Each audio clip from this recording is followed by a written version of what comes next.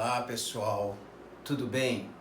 Estou retornando para dar continuidade ao primeiro vídeo e falar novamente a respeito do Instituto do Acordo de Não Persecução Penal.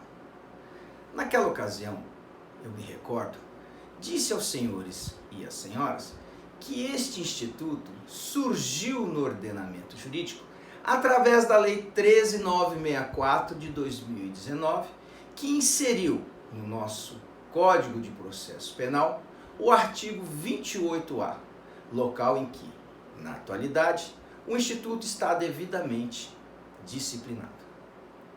Disse também que este acordo nada mais é do que um negócio jurídico regrado, feito de forma pré-processual entre o Ministério Público e o investigado, com a intenção de livrar este de uma eventual ação penal e, quiçá, de uma sentença penal condenatória.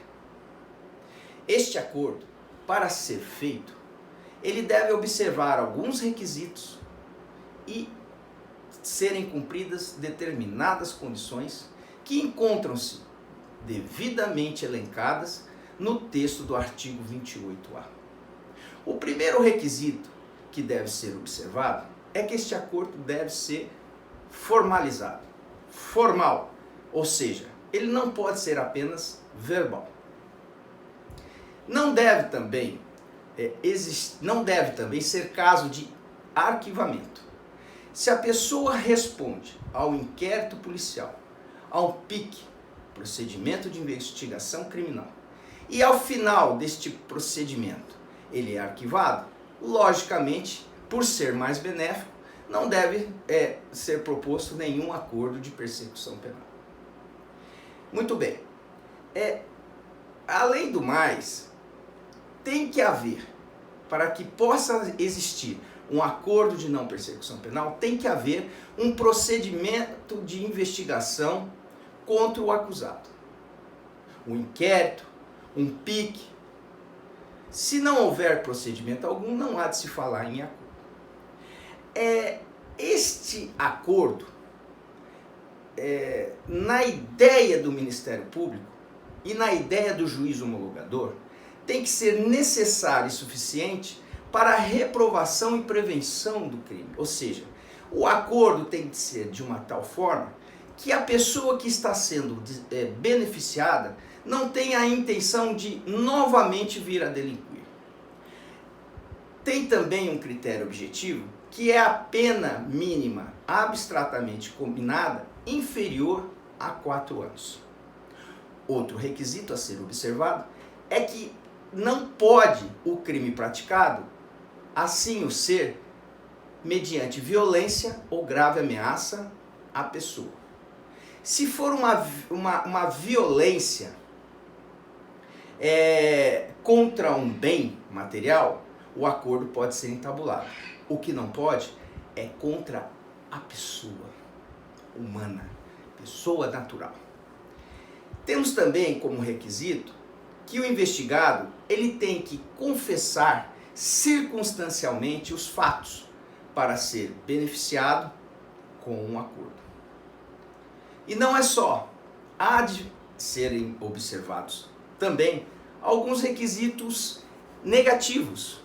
Por exemplo, não cabe acordo de não persecução penal se for caso de transação penal nos delitos de potencial menores, ofensivos menores, previsto na Lei 9.099/95, ou caso de suspensão condicional do processo, porque esses institutos são mais benéficos ao investigado.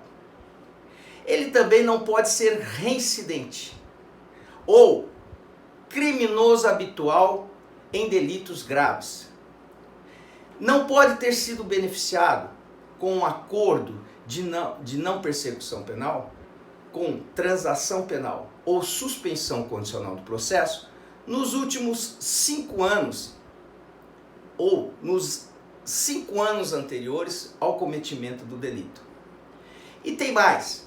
Não pode o crime praticado ser de violência doméstica ou contra a mulher.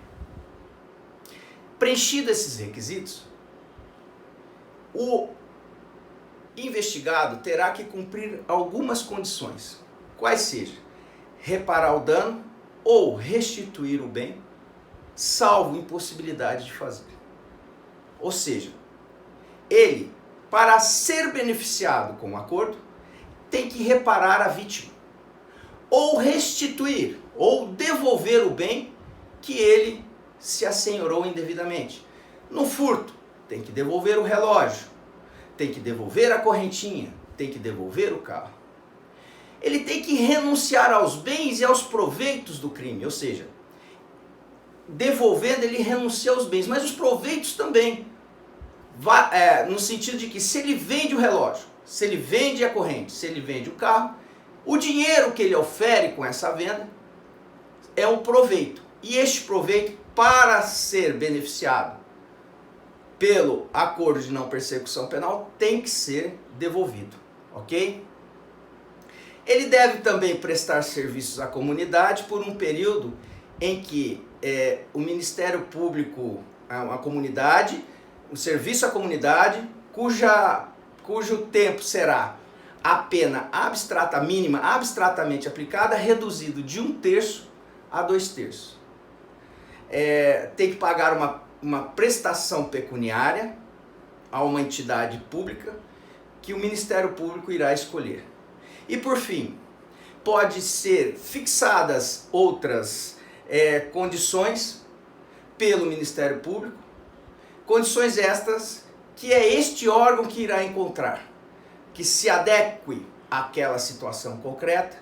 Tanto é que esta cláusula é uma cláusula aberta, deixada ao alvedrio do Ministério Público, para que, não sendo suficiente para reprimir a prática delituosa, aquelas condições já elencadas, possa escolher uma outra, de forma a tornar estas condições ideais para que o investigado não venha mais a se sentir motivado em cometer novos crimes.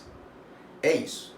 No próximo vídeo, irei falar sobre a atividade do juiz que homologa, do juiz que acompanha o cumprimento e algumas questões interessantes, como a possibilidade ou não de se oferecer o acordo de não persecução penal na ação penal privada, onde o querelante é o titular da ação penal.